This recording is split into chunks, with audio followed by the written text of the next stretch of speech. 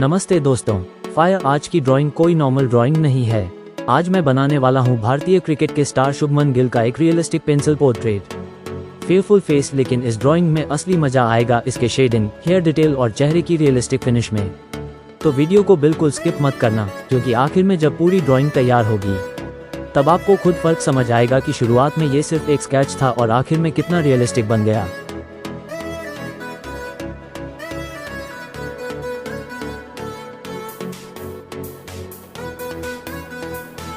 सबसे पहले मैंने शुभमन गिल की रेफरेंस फोटो को सामने रखा है। अब मैं बहुत हल्के हाथ से चेहरे की बेसिक आउटलाइन बनाऊंगा। यहाँ एक बात बहुत ज़रूरी है, अगर शुरुआत में चेहरे का शेप सही नहीं बना तो बाद की सारी शेडिंग खराब हो सकती है। इसलिए मैं जल्दबाजी नहीं कर रहा हूँ। सबसे पहले सिर का शेप, फिर कान, आँखों की लाइन, नाक और होंठ की पोजीशन को ध्यान से सेट कर रहा हूँ।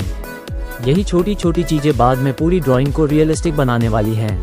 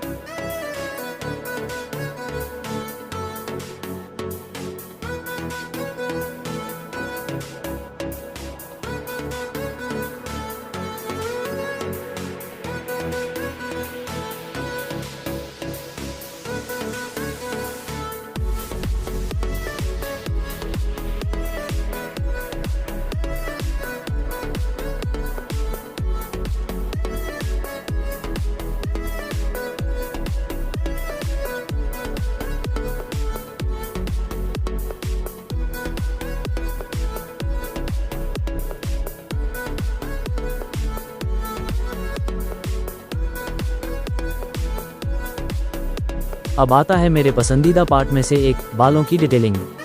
फायर बालों को एक ही जगह काला भर देने से रियलिस्टिक हेयर नहीं बनते। मैं अलग अलग दिशा में छोटे छोटे पेंसिल स्ट्रोक्स लगा रहा हूँ। पहले बेस शेडिंग, फिर डार्क एरियाज और उसके बाद कुछ हल्के हेयर स्ट्रैंड्स। यही हाइलाइट्स बालों को फ्लैट दिखने से बचाते हैं। और दोस्तों, यहाँ एक छोटा सा सीक्रेट है, हर बाल को अलग अलग बनाने की कोशिश मत करो। पहले बालों का ओवरऑल शेप पकड़ो और फिर कुछ इंपॉर्टेंट स्ट्रैंड्स को डिटेल करो। इससे काम भी आसान होगा और रिजल्ट भी ज़्यादा नेचुरल लगेगा।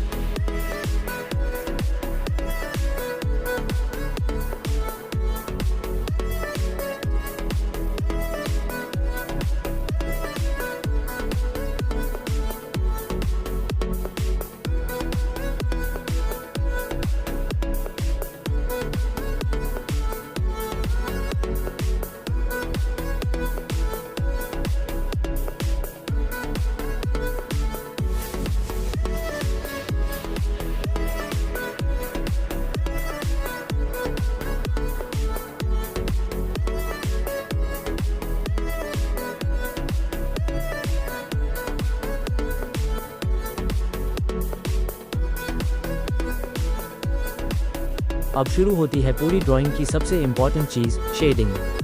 फायर मैं पहले चेहरे के डार्क एरियाज़ को आइडेंटिफाई कर रहा हूँ। जहाँ लाइट कम है वहाँ थोड़ा ज़्यादा प्रेशर, और जहाँ लाइट पड़ रही है वहाँ बहुत हल्का प्रेशर। मैं पेंसिल को ज़्यादा दबाकर तुरंत डार्क नहीं कर रहा, पहले लाइट लेयर बनाऊंगा, फिर धीरे धीरे उसे बिल्ड करूंगा। अब गाल, नाक के नीचे, आंखों के आसपास और चेहरे के किनारों पर धीरे धीरे डेप्थ आ रही है। यही लेयर्स चेहरे को फ्लैट स्केच से रियलिस्टिक पोर्ट्रेट में बदलती हैं।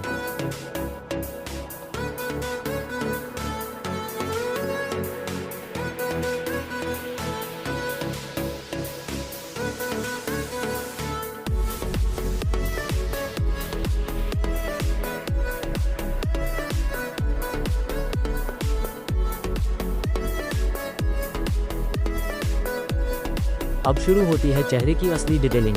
सबसे पहले आंखों की आउटलाइन और आईब्रो पर ध्यान दे रहा हूँ। आंखों में सिर्फ एक गोल शेप बनाना काफ़ी नहीं होता। आंख की पोजीशन, पलकों की लाइन और आसपास की हल्की शेडो, ये सब चेहरे के एक्सप्रेशन को बदल देते हैं। इसके बाद मैं नाक की शेप को धीरे धीरे डिफाइन कर रहा हूँ। और अब बारी है होठों की। मैं यहाँ बहुत ज़्यादा डार्क शेड नहीं करूँगा, क्योंकि रियलिस्टिक ड्राइंग में हर जगह एक जैसा काला करना सही नहीं होता। जहाँ जितनी ज़रूरत है वहाँ उतनी ही शेडिंग।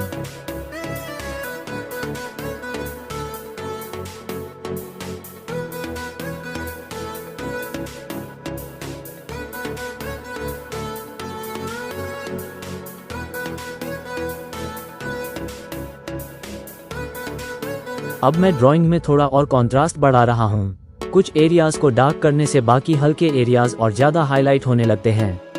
लेकिन यहाँ भी एक गलती नहीं करनी है, पूरी ड्राइंग को एक जैसा डार्क नहीं करना। मैं सिर्फ उन हिस्सों को डार्क कर रहा हूँ जहाँ रेफरेंस में नेचुरली शैडो दिखाई दे रही है। अब चेहरे की फीचर्स पहले से ज़्यादा क्लियर दिखाई दे रही हैं, और धीरे धीरे ये स्केच एक रियलिस्टिक पोर्ट्रेट जैसा लगने लगा है।